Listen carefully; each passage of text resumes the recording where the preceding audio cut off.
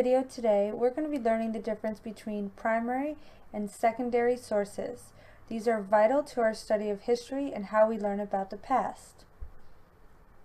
Our guiding question, or questions, is how do we learn about history? How do we know what happened? So when you're learning about history in class or on social media or from your family, how do we know it actually happened? We use primary sources to identify what happened in the past. These are first-hand accounts or direct evidence of the historical event in question. These are usually created or derived by witnesses or people who actually were at the historical event.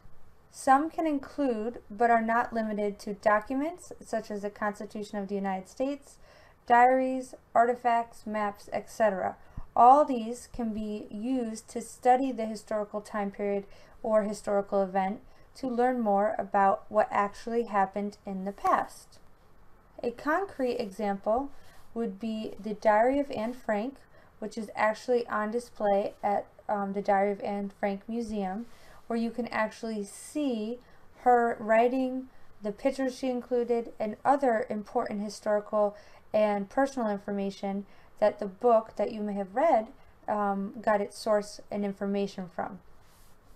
Now we move on to secondary sources, the opposite of primary sources. In a secondary source, this is a second-hand or summary account of the past event in question. These are usually created by historians, journalists, and even students using primary sources, like the Diary of Anne Frank, on the historical event. These can also include textbooks, essays, and articles written after the historical event has happened with a significant time. And here is another concrete example. For those of you in world history, this is the textbook we use. Historians and scholars use primary sources to compile the information into our textbook. They didn't just make it up.